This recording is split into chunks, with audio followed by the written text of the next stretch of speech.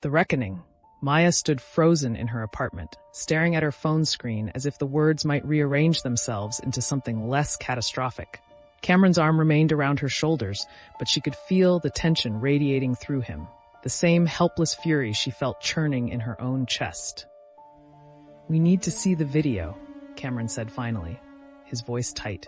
"We need to know exactly what we're dealing with." Jordan moved to the window, peering down at the street below. She's still out there somewhere, watching, waiting to see what happens next. Maya's phone buzzed again. Another text from an unknown number. Richard received the video at 6:47 p.m. By now, he's watched it at least twice. Sweet dreams, Maya. Her hands shook as she forwarded it to Patricia Ramos and Detective Chen. The restraining order violations kept piling up, but Jennifer didn't seem to care about consequences anymore. She'd already lost everything: her job, her reputation, her freedom. All she had left was revenge. "Call Patricia," Cameron said.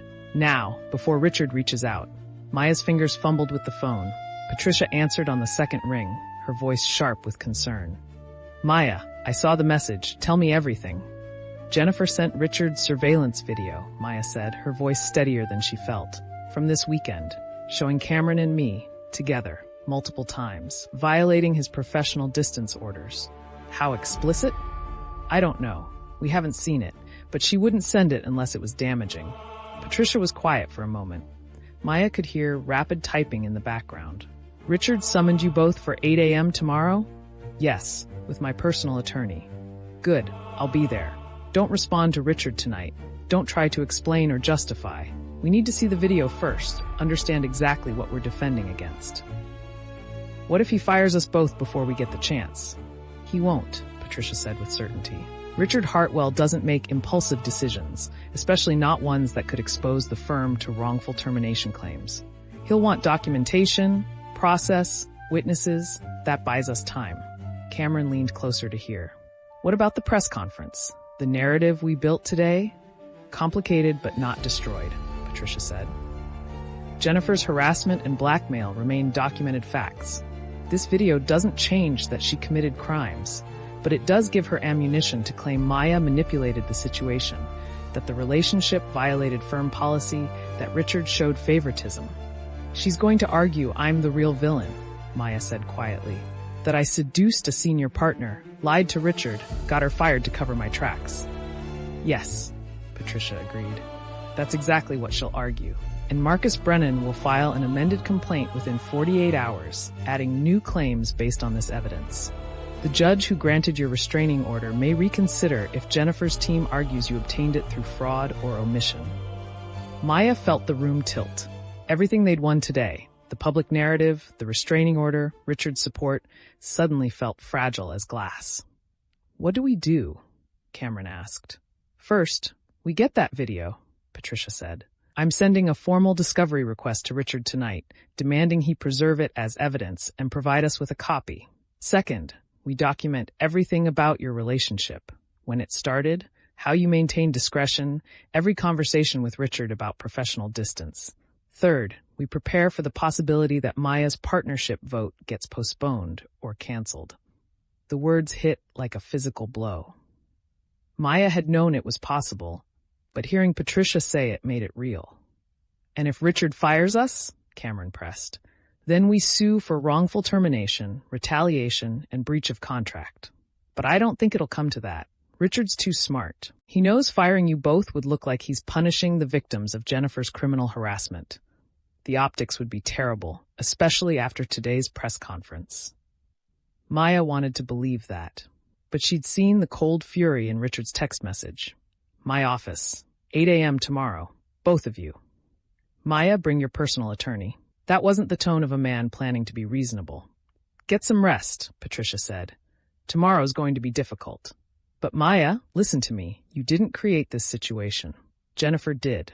Everything that's happened is a direct result of her choices, her crimes. Don't let her twist this into something it's not." After they hung up, Maya sank onto the couch. Jordan sat beside her, taking her hand. "You okay?" "No," Maya admitted.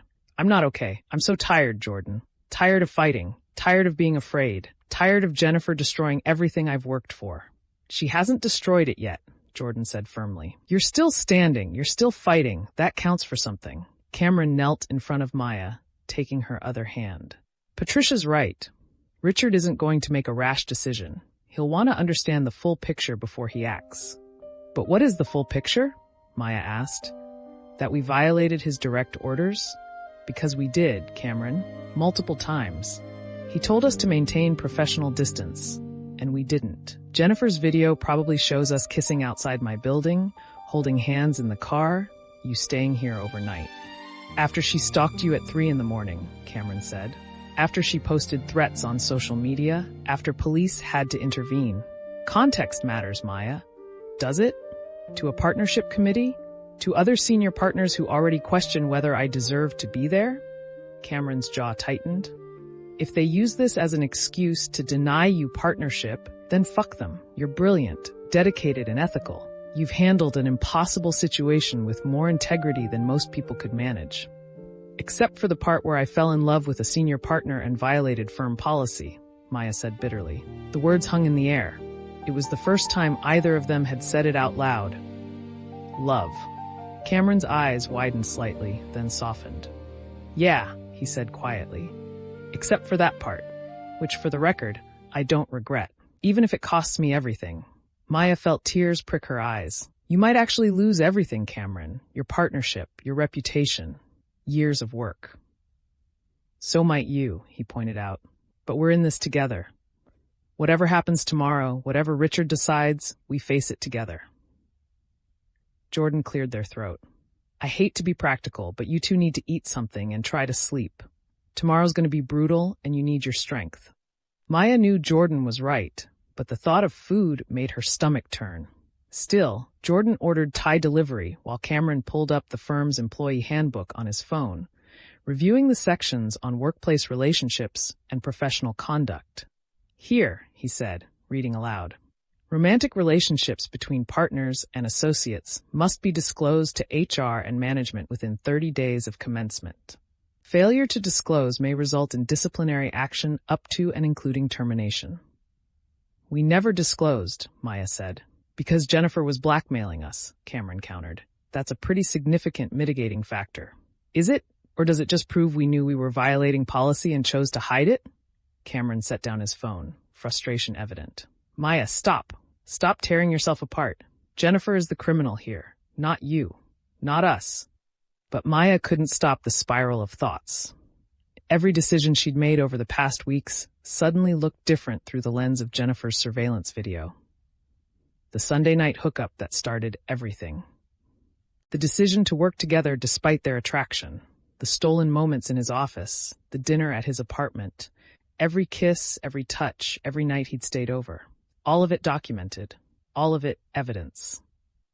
Her phone buzzed. A text from Richard, sent to both her and Cameron.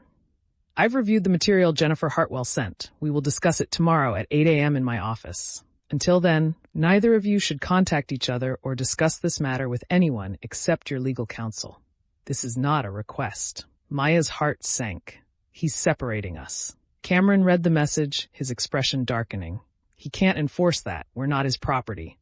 He's our boss, Maya said. And he's right to be furious. We defied his direct orders. Under duress, Cameron insisted, while you were being stalked and threatened. Jordan looked between them. Are you going to follow his instruction? Maya met Cameron's eyes. She saw the same conflict there, the desire to fight, to refuse, to stay together, but also the recognition that they'd already given Richard and the firm plenty of ammunition. I think we should, Maya said quietly. One night apart won't kill us, and it might help tomorrow if we can show we're taking his concerns seriously. Cameron looked like he wanted to argue, but finally nodded. Okay. But I'm staying until Jordan's ready to leave. I'm not leaving you alone here. The Thai food arrived, and they picked at it while the city lights glittered outside Maya's windows. The conversation drifted to safer topics. Jordan's upcoming gallery opening, Cameron's sister's wedding next month, anything but Jennifer and tomorrow's meeting. But the specter hung over everything. Maya kept checking her phone, half expecting another threatening message. Jennifer had been silent since sending Richard the video, which somehow felt more ominous than her previous constant harassment. At 11, Jordan and Cameron finally prepared to leave. Jordan hugged Maya tightly. "You're going to get through this. You're stronger than you think." Cameron's goodbye was more restrained, conscious of Richard's directive. But his eyes held everything he couldn't say. "See you tomorrow." After they left, Maya's apartment felt cavernous and empty. She checked all the locks, closed the curtains, and tried to convince herself to sleep. But every sound made her jump. The building settling, a siren in the distance, footsteps in the hallway. She pulled up Patricia's contact, needing reassurance. But it was late, and Patricia had already done so much. Instead, Maya opened her laptop and began documenting everything she could remember about her relationship with Cameron. Dates, conversations, the evolution from professional to personal. If tomorrow went badly, they'd need a clear timeline. Her phone buzzed at 1:23 a.m. Unknown number. Can't sleep either? Thinking about what Richard's face must have looked like when he watched that video. Priceless. Maya's hands shook as she forwarded it to Detective Chen and Patricia. Another restraining order violation. Another piece of evidence. But it didn't make her feel safer. Another text arrived seconds later. "Tomorrow's just the beginning, Maya. You took everything from me. Now I take everything from you. Career, reputation, the man you love, all of it. And there's nothing you can do to stop me." Maya set down her phone, fighting the urge to respond. Jennifer wanted a reaction, wanted to know she'd gotten under Maya's skin. But engaging would only make things worse. Instead, Maya pulled up her partnership portfolio. The cases she'd won, the clients she'd secured, the billable hours she'd logged. Years of work, years of sacrifice. All of it potentially destroyed by a few moments of surveillance video. She thought about calling Cameron, needing his voice, his reassurance. But Richard's directive was clear. And if they wanted any chance of surviving tomorrow, they needed to show they could follow rules, even when it hurt. Maya finally climbed into bed at 2 a.m., exhaustion pulling her under despite her racing thoughts. Her last conscious thought was of Richard's face in the morning. Cold, disappointed, furious. And Jennifer, somewhere out there in the city, watching and waiting for everything to fall apart. Maya's alarm shattered the fragile sleep at 6 a.m. She showered mechanically, dressed in her most conservative suit, charcoal gray, high collar, minimal jewelry, armor for battle. Patricia texted at 6:30. "On my way to the firm. Remember, stay calm, stick to facts, don't apologize for things you didn't do wrong. See you at 7:45. Maya arrived at Hartwell and Cross at 7:40, her stomach churning. The lobby was nearly empty, just a few early bird associates grabbing coffee before the day officially began. She avoided eye contact, heading straight for the elevators. Patricia was waiting on the 42nd floor, immaculate in a navy suit, her expression calm and professional. "Good morning. How are you holding up?" "Terrified," Maya admitted. "Good. That means you're taking this seriously." Patricia guided her toward a small conference room. "We have 15 minutes before the meeting. Let's review strategy." They sat, and Patricia pulled out a legal pad covered in notes. "I received a copy of the video from Richard's office an hour ago. I've reviewed it twice." Maya's breath caught. "And? It's damaging but not catastrophic," Patricia said carefully. "The footage shows Cameron arriving at your building Thursday night and leaving Friday morning. Saturday night, he arrives and stays through Sunday morning. The camera angle doesn't show explicit physical contact, but the timestamps and his overnight stays make the nature of your relationship clear." "So, Richard has proof we violated his orders."